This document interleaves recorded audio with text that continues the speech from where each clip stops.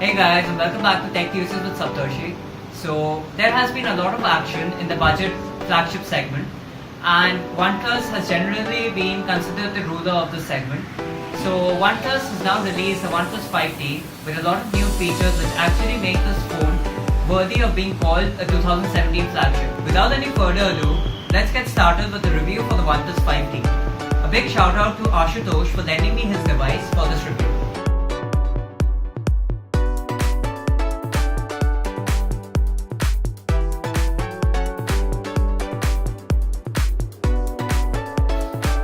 Turning to design, the OnePlus 5T is essentially the same as its predecessor, but still recognizably new. The new 6-inch screen occupies a much larger amount of the front of the device, which is a welcome change for 2017. Because of this, the fingerprint reader has now been moved to the back. This will almost certainly be a controversial move, but it was necessary in order to maintain the form factor OnePlus wanted to utilize. Even though OnePlus is packing a huge display in a body that isn't much larger than the display itself, the device doesn't feel too big. Everything in Oxygen OS scales nicely to the new 18:9 aspect ratio, and you probably wouldn't notice a difference in content unless you booted up a video and saw the option to expand it to cover the whole display. The camera bump is now slightly more pronounced, since the company no longer has room to fit all the components behind the top bezel. While this change is definitely noticeable, it isn't a deterrent by any means, and the edges are now rounded as opposed to the sharper angles housing the OnePlus 5 camera. While the rest of the specs might make you think this camera is exactly the same as before, it's actually one of the major changes in this iteration. OnePlus has replaced the 1.6x optical telephoto lens with a 1x 20MP shooter that uses groups of 4 pixels to capture more light and apparently do better in low light circumstances. Besides these changes, the body is almost exactly the same. It uses the same aluminum alloy shell and has the same antenna lines as the 5, but the body is just a tiny bit bigger. You've still got the same tactile power button and volume rockers, and the hardware-based notification switch returns with the same satisfying clicky feel. If you haven't held the OnePlus 5 or 5T before, I really suggest you do. While most affordable phones settle for plastic housings and cheap materials, the OnePlus 5T feels every bit, if not more premium than other flagships on the market. The 5T retains the ultra slim and polished chassis of the OnePlus 5 as well as the 3300 mAh battery that fared well in the OnePlus 5. I wanted to give a special mention to OnePlus's dedication to first-party accessories. The wide variety of cases, including one included in the box, is phenomenal. Each one has a high-quality feel while adding a bit of texture to the phone's smooth metal housing. It did seem a bit curious that OnePlus would release a new phone just to update the aspect ratio of the screen, but for many people on the fence about purchasing a OnePlus 5, this might just be the tipping point they needed. The biggest selling point of this device over the OnePlus 5 is obviously the display, so it only seems fair that I cover that in a bit more detail.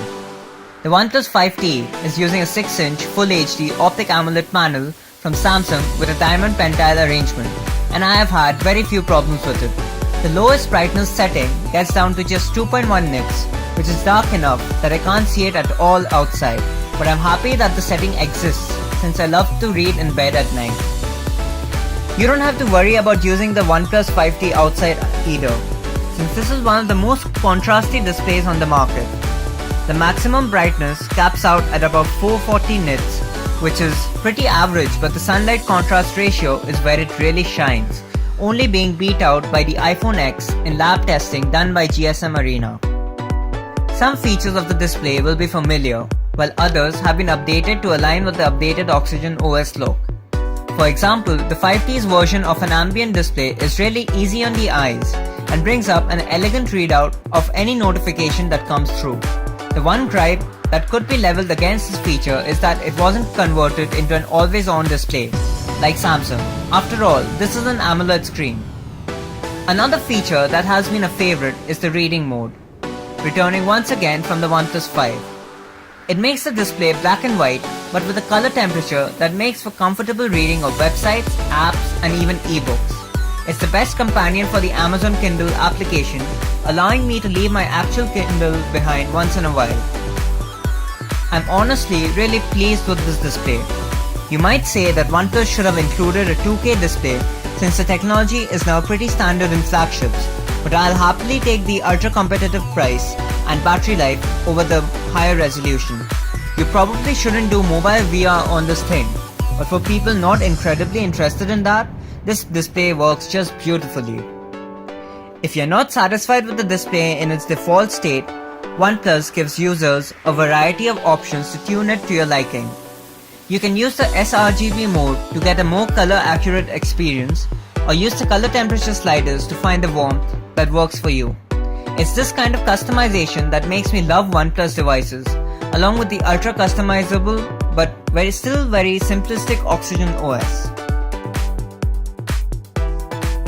The OnePlus 5T is packing a Qualcomm Snapdragon 835, 6 or 8 GB of RAM, and 64 GB or 128 GB of internal storage. These are still top of the line components even 6 months after the release of the OnePlus 5, so you're not missing out on the cutting edge this time around either. Naturally, the OnePlus 5T is incredibly snappy for a phone in this price range and is possibly the best bang for your buck available. I never saw any slowdowns on this phone while using it, which is really a sight to behold. Apps launch lightning fast and multitasking is a dream. This is probably due to the lightweight nature of Oxygen OS, abundant RAM and the Snapdragon 835, but OnePlus is likely defaulting to a faster animation speed as well. I couldn't find any setting allowing me to change the animation speed, but they feel about twice as fast as something like the Pixel 2. As mentioned before, the headphone jack is still a thing in the OnePlus ecosystem, which most users will be happy to hear. Using headphones on this device is a good but standard affair. One bright spot is the built-in speaker, which gets pleasantly loud without overdoing it in any one aspect. There's no official IP certification, so just be careful if the OnePlus 5T is to play music near the pool or the sink. Nonetheless, this phone did a better job than most, providing loud audio that was still clear enough. While this isn't groundbreaking power efficiency by any means, it is quite a satisfactory result for a screen this large, especially with no change in battery capacity. While the OnePlus 5T doesn't have groundbreaking power efficiency by any means, it is quite a satisfactory result for a screen this size, especially with no changes in battery capacity. Sticking with Full HD definitely helped in this case, and the quality of this AMOLED display is good enough that I wasn't left longing for a higher resolution either. This just goes to show that you don't have to have all the most cutting edge features to make a great device. For the OnePlus 5T, OnePlus removed the telephoto 1.6x secondary camera in favor of a 20MP 1x camera that uses groups of 4 pixels to perform better in low light. They've retained the quick jump 2x zoom button from the OnePlus 5, though this time it is all being handled via software as opposed to the mix of optical and software assisted zoom in the OnePlus 5. This change is a trade-off you're seriously going to have to consider for yourself, since low light performance versus optical zoom is a very personal preference. A different focal length affects a couple of modes too, primarily portrait mode. Background bokeh is still possible on the OnePlus 5T, and we found that there was plenty more behind the subject when compared to similar modes in the original OnePlus 5 and the Pixel 2. The front-facing camera has also changed, resulting in a tighter frame that requires us to really reach out with the phone to put more into the frame while taking selfies or live streaming. Without using portrait mode, hitting the 2x button on the OnePlus 5T still zooms into the frame if the image is obviously a crop of the original sensor. We didn't notice too much of a difference in quality between the actual zoom level on the OnePlus 5 and the digitally achieved zoom on the 5T. If you go looking for it though, 5T photos have some obvious post-processing compared to the sharper, optically zoomed images taken with the original OnePlus 5. The 5T left quite a bit to be desired in ultra-low light circumstances, though it did quite well in regular light. It seems that the secondary lens only activates and backs up the main shooter in only the darkest of situations, which most users with even a little bit of photography knowledge would probably avoid in the first place. Ultimately, the promise of the 20 megapixel backup camera are technically sound, but proved to be largely unrealized, which is a shame because the camera does pretty well in other situations. One such situation is 4K video recording, which has been given EIS for better stabilized footage. The video itself is pretty clear and the shakiness has improved from the previous generation camera, so we can call that a win in the camera department. One thing we did notice was pretty good quality audio capture, so if you're a vlogger or one who enjoys doing Facebook or Instagram live streams, your voice will sound loud and adequately clear to your audience. Based on the high expectations even OnePlus themselves puts forward, I'm honestly a bit disappointed in the quality of the 5T's camera. In my testing, the quality proves just a bit subpar across the board, and I really didn't see a substantial difference in low light capabilities. I personally would have preferred the company kept a telephoto lens for clearer zoom, but some may have a different opinion on this subject.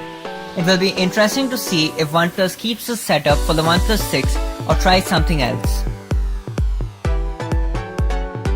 The UI remains quite similar to the OnePlus 5 with a few changes that help set it apart. It's running Oxygen OS based on Android 8 Nougat, which most people must have received by now. I'm quite fond of Oxygen OS as it takes many of the features of stock Android and adds some extra settings and features which help enhance the experience. OnePlus's software has evolved quite admirably since the OnePlus 1, and it is currently one of my favorite Android skins to date. The only bloatware present on this device out of the box is the OnePlus Community app, but it can be uninstalled if you want to get a truly bloat-free experience. There are a couple of new features worth discussing. Face Unlock allows you to unlock your device just by looking at it, and it works much faster than many of the other devices we've tested. While the feature worked a majority of the time, there were instances in which the camera did not recognize me for some unknown reason. A software update released recently now seems to have largely addressed the issue. I'm still a bit worried about the security of Face Unlock, but I did test it against multiple photos of myself and it didn't unlock with those, so I'm remaining hopeful for now. The fingerprint reader on the rear is also extremely fast if you would rather use that.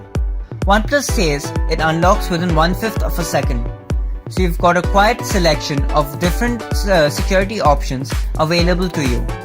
And a final note on security, Face Unlock is mainly used for unlocking the device, whereas Oxygen OS will often default to more secure options when necessary.